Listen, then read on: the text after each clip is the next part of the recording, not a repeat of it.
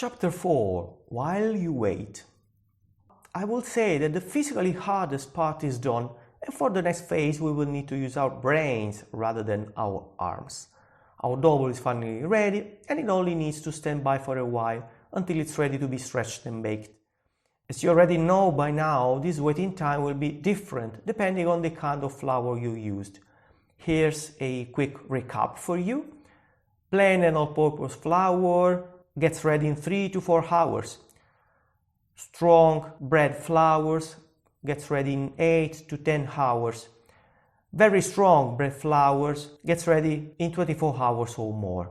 The overall waiting time will be split in 2. Let me be more specific about this. Even though I've made pizzas just for myself once, this is the official version, please do not tell my girlfriend, she will dump me. The most likely occurrence was that I made at least a couple. And since we now know that it's not very time effective to knead several times, let's take for granted that we have prepared just one big dough ball. Once we finish kneading, the dough will start its first fermentation, so we should let it rest for a while before we do something else. Each and every pizza maker let the dough do its fermentation for a different time, but I had never met anyone who would wait less than half an hour. We will do the same at home, following the footsteps of the professionals in the same fashion we did so far. My suggestion is to let your dough rest for 1 whole hour. I will leave it inside a bowl or a container of any kind. It's important to keep it covered, although you don't necessarily need an airtight lid or cover.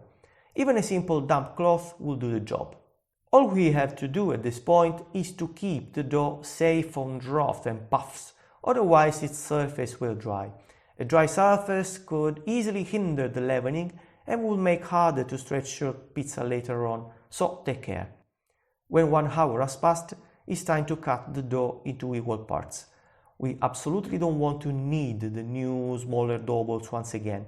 We will only shape them gently and quickly in just a few seconds. We want to make them nice and round, so it should be easier for our final product to be also round, or at least roundish. Now that we have a few dough balls which only need to rise, there's nothing else to do for us but wait. Since the first hour is already gone, we will subtract it from the overall waiting time indicated on the table I previously mentioned. So if, for example, you are using plain flour, you will have to wait 2 to 3 hours. However, there's a plot twist here. I will let you have one more peek inside the pizzeria and share the way we pizza makers work. Once we have already split our dough in as many dough balls we need according to our calculations, we will not use them in the very same day. We will put them in the fridge and we will start to use them the day after.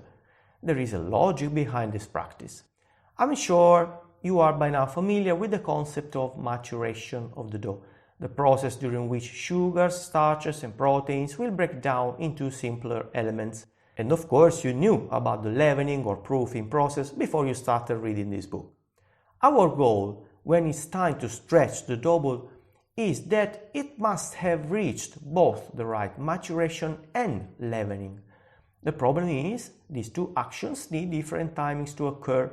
How can we make sure they happen together instead? We can control the maturation only to a certain degree, since it depends on the kind of flour we are using. So we can choose our flour and consequently a shorter or longer timing. That's it. Luckily, we have much more control on leavening process. In fact, it depends on the activity of the yeast and we can actually influence it through the temperature. Yeast thrives when the temperature is between 20 and 40 degrees Celsius, but it slows down dramatically at around 3 degrees Celsius. That's why we professionals place our dough balls in the fridge. We want to slow down, if not stop completely, the rising process. The maturation will continue regardless of the temperature.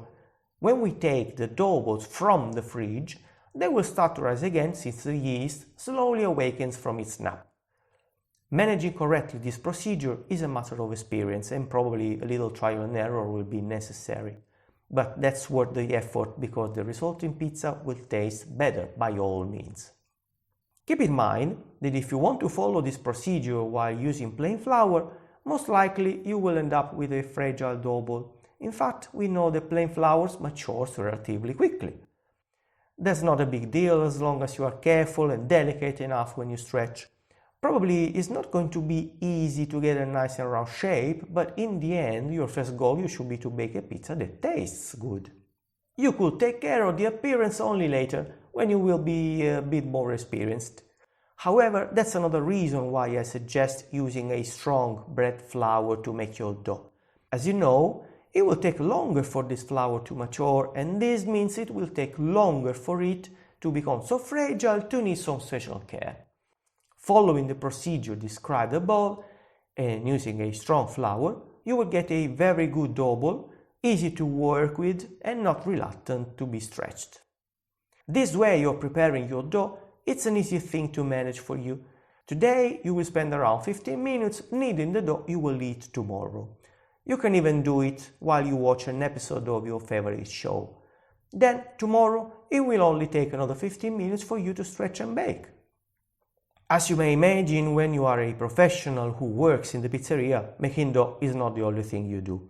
Every menu boasts many choices, thus a whole lot of ingredients must be ready when it's time to cook for the customers. Consequently, a significant chunk of any pizzaiolo's working shift will involve the preparation of those toppings. We should not be particularly concerned about being as quick as a professional is. I mean, in our homes we would probably have to slice, for example, only a few mushrooms rather than one whole box. However, the way we will manage the toppings is still something we need to consider. That's because of the way we cook pizza, or to be more precise, because of the temperature our oven can reach and the consequent baking time. In fact, at the same temperature, different ingredients will have different cooking times. For example, think about peppers. They are quite fleshy and are unlikely to reach the right degree of cooking by the time your pizza will be ready to eat. The same applies to aubergines or potatoes or pumpkins. The opposite applies to mushrooms or cherry tomatoes instead. They will most probably be overcooked and they will shrink and shrivel. So you definitely need to do something to avoid one of your toppings being more cooked than the other. Sure, I don't want to exclude that this could be an element you were actually looking for, but usually this is not too common and in general a uniform cooking is a more sought after feature. The main takeaway here is that you need to know your ingredients. You don't have to be a seasoned chef, you only need to be aware of the different cooking times and act consequently. What to do then? Do what a professional does, of course. Cook some of the toppings beforehand. The aforementioned peppers and potatoes will be the first that pop into mind. If you roast one batch, you could use just a handful to top your pizza and use the rest as a side dish for the next day's dinner, for example, or for another recipe you are going to cook later. A different solution would be to slice them very, very thinly, so you will be reasonably sure that they will be fully cooked when your pizza will be ready. By the way, further on you will listen to chapter 5, the one about toppings and cooking your pizza. You will see there some more expedients and I will consider some more ingredients. The preparation of the toppings is for me quite a nice phase of pizza making. When I cook at home, it's the last thing I do before I bake, and I do it in such a relaxing environment. I like to play some music and sing along my favorite songs while I slice and chop. The worst that has ever happened to me is that my neighbor has knocked on the door to protest about the volume being too high. Once he dared to say that I was out of tune, but that's clearly because he doesn't understand what real art is. Working in the pizzeria, the preparation stage is a totally different league though. A scary thing I something dread, especially the day after a very busy service when you look at your containers and you notice they are all sadly empty. In that case, the prep phase becomes a race against time.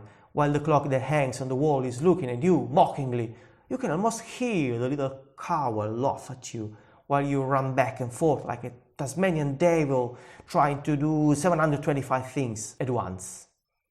Oh, the accident that may occur when you're trying to push too hard. Every little distraction may be fatal. Maybe you could even grab from the lid a big jar of sun-dried tomatoes in oil, forgetting that you had already unscrewed the above-mentioned lid. Maybe you could spill the greasy content of the jar all over the floor, as well as over your trousers and probably your undies. And maybe at that point the clock would be actually laughing loud at you. If all of this would have really happened, that would have been the worst day of my life. But luckily the clock was definitely not laughing. Come on, it was just a clock.